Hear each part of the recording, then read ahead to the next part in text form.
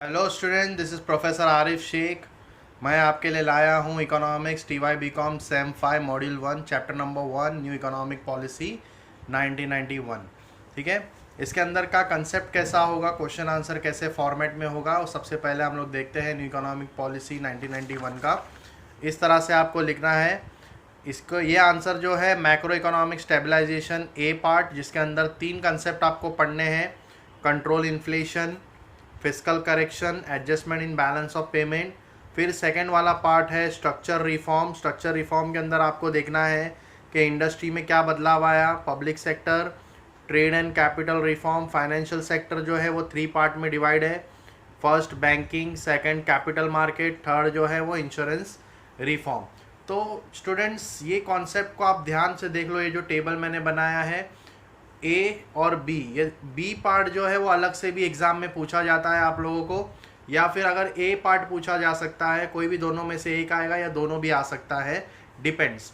तो यहाँ पर हम लोग को स्टूडेंट्स ध्यान दो, न्यू इकोनॉमिक पॉलिसी 1991 कुछ कॉन्सेप्ट मैं आप लोगों को बता दूँ कि 1991 के पहला इंडिया की हालत बहुत ज़्यादा ख़राब थी। इंडिया अंडर डेवलप कंट्री हो चुका था, इंडिया के पास पैसे ख़त्म हो चुके थे, ठीक है, कर्जे में डूब चुका था इंडिया।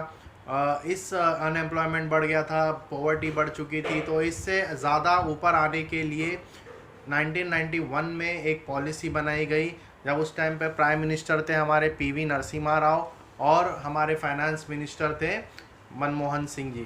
तो ये लोग ने मिलकर एक पॉलिसी बनाई 1991 में, न्यू इकोनॉमिक पॉलिसी, जिसका नाम दिया है कि किस तरह से देश को हम लोग ऊपर की तरफ ला सके, देश को तरक्की की तरफ लेके जा सके। ठीक है, हर एक सेक्टर्स में, चाहे वो एग्रीकल्चर हो, इंडस्ट्री हो, सर्विस सेक्टर हो, रोज़गारी को कैसे बढ़ाए, गरीबी को कैसे दूर करे, ठीक है, GDP कैसे बढ़ाए, सब सारी चीज़ें, मतलब वो लोग ने बहुत से चेंजेस किए न्यू इकोनॉमिक पॉलिसी के अंदर, ताकि देश को तरक्की कर सके। तो 1991 के बाद से जब इंडिया ने न्यू इकोनॉमिक पॉलिसी को अपनाया, तो कहीं ना कहीं इंडिया ने बहुत ज़्यादा तरक्की की है। हम लोग अंडर डेवलप कंट्री से डेवलपिंग की तरफ जा चुके हैं। ठीक है, तो हम देखेंगे कि यहाँ पर क्या क्या चेंजेस न्यू इकोनॉमिक पॉलिसी 1991 में आया है। सबसे पहला हम लोग देखेंगे मैक्रो इकोनॉमिक स्टेबलाइजेशन। देखो, पहले हम लोग को स्टेबलाइज करना है हमारी इकोनॉमी को, क्योंकि हमारी इकोनॉमी गिर चुकी है। देखो, कभी भी कोई इंसान जब गिरता है तो पहले वो खड़ा होता है, खड़े होने के बाद भागता है या चलता है, पहले ही उठते साथ भागेगा नहीं। तो पहले स्टेबल करना है इकोनॉमी को, फिर हम लोग को ग्रोथ करना है, बराबर। तो वैसे ही फर्स्ट जो हमारा कंसेप्ट है कंट्रोल ऑफ इन्फ्लेशन। अब इन्फ्लेशन का मतलब क्या होता है students? Rise in the price level, महंगाई इतनी बढ़ चुकी थी कि महंगाई को कंट्रोल करना बहुत ज़रूरी था। तो महंगाई को कंट्रोल कैसे करेंगे? तो यहाँ पे बोला है combination of policy such as fiscal and monetary policy were undertaken to bring down the high inflation rate। अभी सबसे पहला स्टूडेंट्स आप लोग को समझना होगा कि फिस्कल पॉलिसी क्या होता है। फिस्कल पॉलिसी जो है वो गवर्नमेंट बनाता है। Fiscal policy it's made by government, ये गवर्नमेंट बनाते हैं फिस्कल पॉलिसी। इसके अंदर आता है पब्लिक रेवेन्यू, गवर्नमेंट को पैसा कहाँ से आया, टैक्स से आया, नॉन टैक्स से आया। पब्लिक एक्सपेंडिचर, गवर्नमेंट इसी पैसे जो रेवेन्यू आता है उसी से गवर्नमेंट एक्सपेंडिचर भी करता है इकोनॉमी के अंदर, ठीक है। और पब्लिक डेप्थ, जो गवर्नमेंट का कर्जा रहेगा उसको मैनेज भी करता है गवर्नमेंट, ठीक है।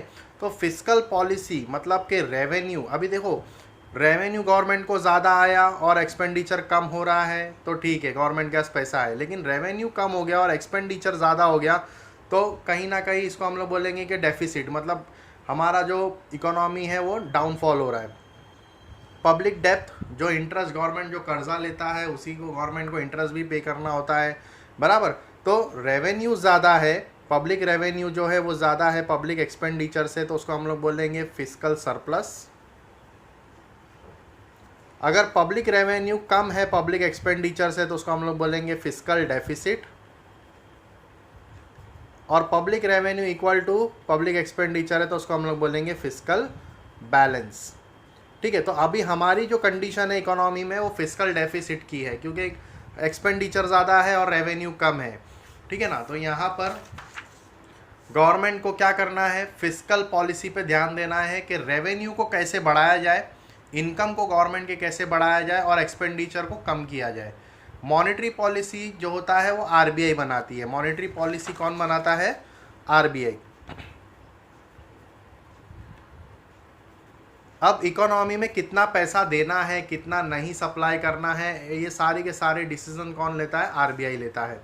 अगर ज़्यादा पैसा अगर इकोनॉमी में दे दिया पब्लिक के पास, तो पब्लिक जो है उसको ज़्यादा पैसा आने से ज़्यादा चीज़ें खरीदेगी, ज़्यादा चीज़ें खरीदेगी तो ऑब्वियसली स्टॉक कम होने की वजह से उसके दाम जो है वो बढ़ जाएंगे। एक एग्जांपल मैं देता हूँ, अगर आपके पास ज़्यादा पैसा है तो आप ऑनियन, एक एग्जांपल, ऑनियन आप ज़्यादा खरीद रहे हो, आप ऑनियन ज़्यादा खरीद रहे हो, ऑनियन का स्टॉक लिमिटेड है, ऑनियन का स्टॉक लिमिटेड होने की वजह से क्या होगा? ऑनियन के दाम फिर धीरे धीरे धीरे धीरे बढ़ने लगेंगे, है ना। तो इससे क्या होगा? इन्फ्लेशन बढ़ेगा।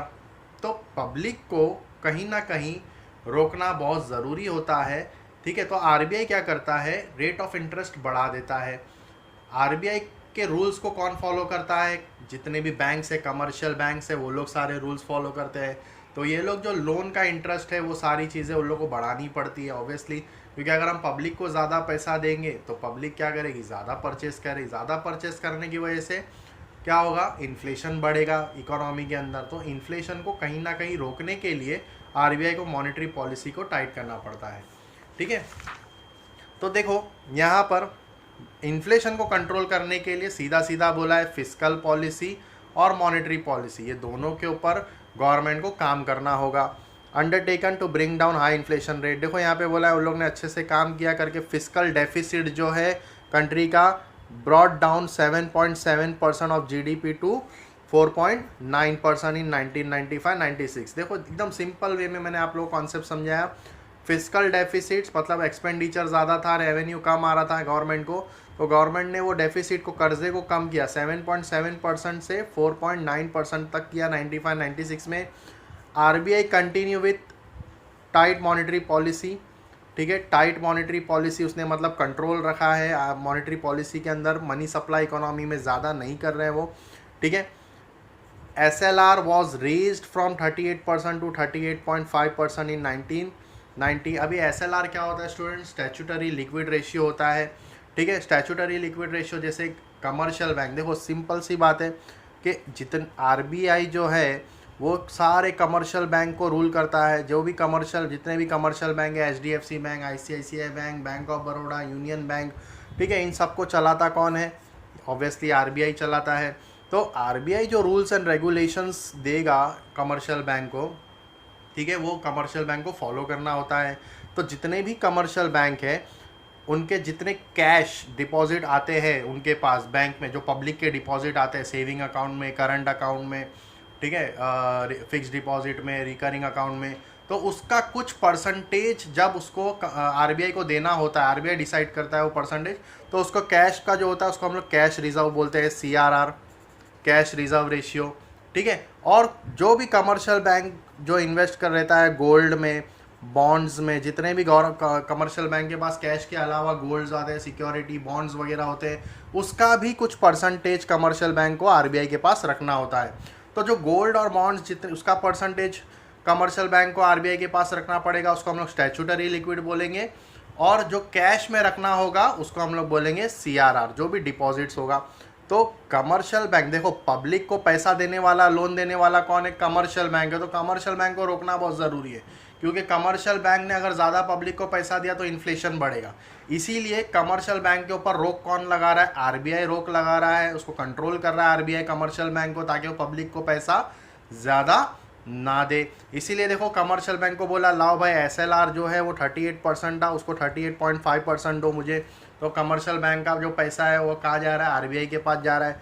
कैश रिजर्व रेस किया 15%, तो वो भी लाओ भाई 15% आपके पास जितने भी डिपॉजिट है सेविंग अकाउंट में, करंट में, फिक्स में, उसके सारे 15% हम मुझे दो, मेरे पास सेफ रखो, ठीक है। तो कमर्शियल बैंक उनको ना नहीं बोल सकता, उनको देना पड़ेगा, आरबीआई के पास रखना पड़ेगा डिपॉजिट्स, ठीक है। बैंक रेट को बढ़ा दिया 12% इन अक्टूबर 1991, बैंक रेट भी बढ़ गया, मतलब कि जो कमर्शियल बैंक लोन लेता था आरबीआई से, तो वो भी बैंक रेट भी कमर्शियल बैंक आरबीआई ने बढ़ा दिया ताकि कमर्शियल बैंक उनसे ज़्यादा पैसा ना ले, ठीक है। तो इस तरह से देखो कमर्शियल बैंक ही पब्लिक को पैसा देता है ना, तो कमर्शियल बैंक को रोक लगाना, कंट्रोल करना बहुत ज़रूरी है कमर्शियल बैंक को, बराबर ना, ताकि वो पब्लिक को ज़्यादा लोन ना प्रोवाइड कर सके। इसके पास पैसा रहेगा तो ये पब्लिक को देगा, इसके पास पैसा कम रहेगा तो ये पब्लिक को ज़्यादा पैसा नहीं देगा।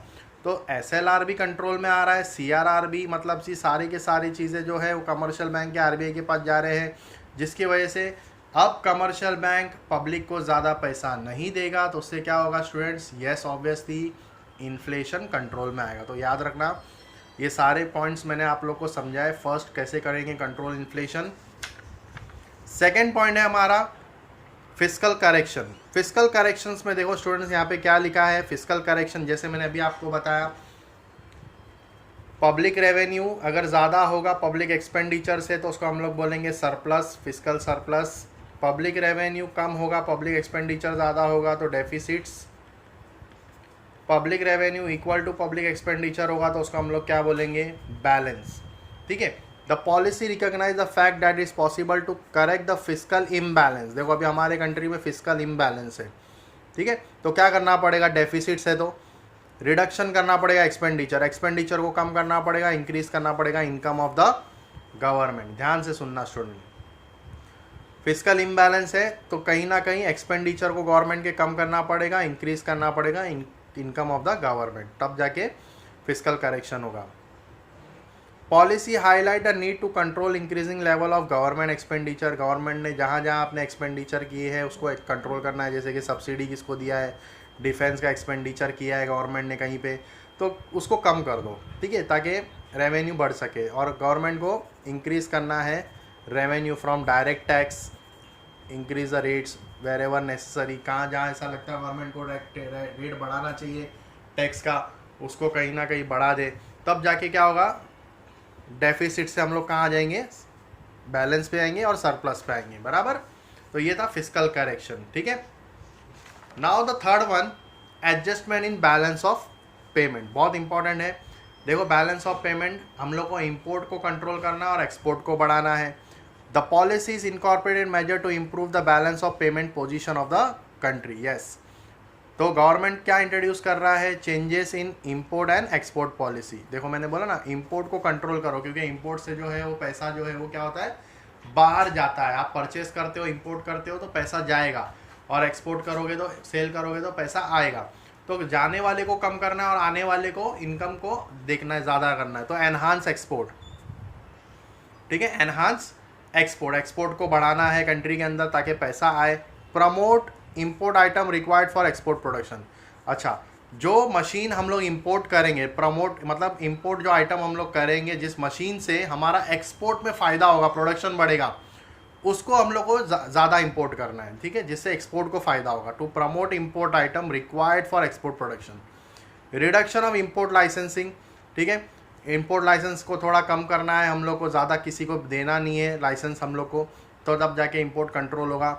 और in July 1991 the rupees was devalued. The devaluation made domestic goods cheaper for foreign resident. देखो डीवैल्यूएशन होने से क्या होता है कि जितने भी डोमेस्टिक गुड्स हैं हमारे कंट्री के अंदर, ठीक है, वो क्या होगा? चीपर हो जाएंगे फॉरेन के लिए। फॉरेनर लोग और हमारे कंट्री में आके गुड्स को खरीदेंगे, और foreign goods costlier for domestic residents. जैसे कि मान लो $1 की वैल्यू अगर 80 है, ठीक है, तो $1 की वैल्यू 85 हो गई, या $1 की वैल्यू अगर मान लो 75 हो गई, 75 हो गई, तो क्या होगा कि डीवैल्यूड हो गया। ये डीवैल्यूड मतलब अभी देखो फॉरेनर लोग $1 खरीदे तो उन लोगों को 85 रुपीज़ इंडिया के अंदर उन लोगों को अच्छा खासा उसका पैसा बन के मिल रहा है। तो डोमेस्टिक गुड्स उन लोग के लिए चीपर हो जाएगा, और हमारे लिए महंगा हो गया ना। हमको $1 फॉरेन में हम लोग को अगर $1 लेना तो हमको 85 देना पड़ेगा। मतलब आप समझ रहे हो मैं क्या समझाना चाह रहा हूँ? तो रुपीज़ अगर डीवैल्यूड होता है तो फॉरेनर लोग के लिए क्या होता है कि इंडिया में उनको $1 का अच्छा खासा पैसा मिल रहा है, तो डोमेस्टिक गुड्स चीपर बन जाता है उनके लिए for foreign resident, foreign goods costlier बन जाता है डोमेस्टिक रेसिडेंट्स के लिए। तो होप आप लोगों को ये फर्स्ट वाला कंसेप्ट पूरा क्लियर हो गया। ये मैंने आपको समझा दिया मैक्रो इकोनॉमिक्स स्टेबलाइजेशन। अब स्टेबल होने के बाद और आप देखेंगे हम लोग नेक्स्ट पॉइंट में कि स्ट्रक्चर रिफॉर्म किस तरह से आया स्टूडेंट्स। तो होप आप लोग को समझ में आया सारा कॉन्सेप्ट। पसंद आया वीडियो तो लाइक करो, शेयर करो अपने फ्रेंड्स लोग के साथ। फिर इसके बाद हम लोग आते हैं सेकंड वाले पार्ट पे, स्ट्रक्चर रिफॉर्म हम लोग स्टार्ट करेंगे।